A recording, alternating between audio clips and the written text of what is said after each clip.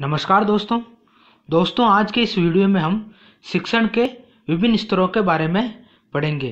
Friends, आप net JRF की तैयारी कर रहे हो तो ये वीडियो आपके लिए बहुत इंपॉर्टेंट है, क्योंकि शिक्षण के जो विभिन्न स्तर हैं इनसे संबंधित कई बार नेट जेआरएफ के एग्जाम में प्रश्न पूछे गए हैं। शिक्षण का मुख्य उद्देश्य अधिगम होता है। एक शिक्षक विषय वस्तु को निम्न 3 स्तरों के माध्यम से छात्रों तक पहुंचाता है। शिक्षण के जो प्रमुख स्तर है वो पहला स्तर है स्मृति स्तर, दूसरा है अवबोध स्तर और तीसरा है वो है चिंतन स्तर। तो फ्रेंड्स, अब हम इन विभिन्न स्तरों के बारे में विस्तार से पढ़ेंगे। जो पहला हमारे लिए टॉपिक है वो है स्मृति स्तर। स्मृति स्तर के जो मुख्य प्रस्तावक हैं वो है हर्बर्ट, और ये शिक्षण अधिगम प्रक्रिया का पहला चरण है।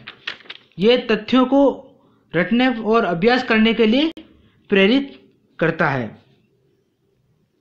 शिक्षण अधिगम प्रक्रिया मूलतः उद्दीपन प्रतिक्रिया का यह पहला चरण है। इस प्रकार स्मृति स्तर के शिक्षण में सूझबूझ का अभाव होता है। इस स्तर के शिक्षण में अभिप्रेरणा का स्तर भी न्यूनतम होता है, यानी जैसा आपको पढ़ा दिया जाता है आपको वैसे ही याद कर लेना और इसमें ज़्यादा कोई सोचने समझने की जरूरत नहीं होती। जो इसका अगला स्तर है वो है अवबोध स्तर। इसके जो प्रस्तावक हैं वो है मॉरिसन। इसमें तथ्यों को याद करने के साथ साथ समझने पर भी बल दिया जाता है, यानी अगर आप किसी चीज़ को याद कर रहे हो तो आपको उसको समझना भी बहुत जरूरी है।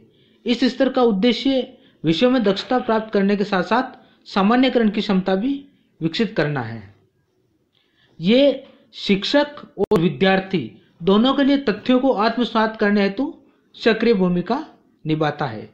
इसमें जो मूल्यांकन प्रणाली है उसमें निबंधात्मक और लघु उत्तरीय और वस्तुनिष्ठ परीक्षा प्रणाली को इसमें शामिल किया गया है। फ्रेंड्स, जो हमारा आखिरी स्तर है वो है विमर्श स्तर या चिंतन स्तर। जो चिंतन स्तर है इसके जो मुख्य प्रस्तावक है वो है हंट। ये शिक्षण का उच्चतम स्तर है। इसके अंदर कक्षा का वातावरण खुला और स्वतंत्र होता है, यानी छात्र स्वतंत्र होते हैं। इसके उनके ऊपर टीचर का किसी प्रकार का कोई दबाव नहीं होता है। यह स्तर विद्यार्थियों को तर्कशील और विचारशील बनाता है। इसके अलावा इसमें जो परीक्षा के लिए जो प्रणाली उपयोग की गई वो निबंधात्मक प्रणाली। इसमें निबंधात्मक प्रश्नों का प्रयोग किया गया है। निबंध प्रश्न परीक्षा के अलावा मनोवृत्ति, विचार, भागीदारी का भी प्रयोग इसके मूल्यांकन में किया जाता है। फ्रेंड्स, इसके अलावा शिक्षण पाठ्यचर्या एवं पाठ्यक्रम के अनुसार ही होता है और पाठ्यचर्या को व्यापक तौर पर शैक्षिक प्रक्रिया के दौरान वांछित छात्र अनुभव प्रदान करवाने के रूप में परिभाषित किया जाता है। औपचारिक शिक्षा में पाठ्यचर्या बहुत महत्वपूर्ण है। ये शिक्षण व्यवस्था का मुख्य आधार है। फ्रेंड्स, ये थे शिक्षण के तीनों स्तर।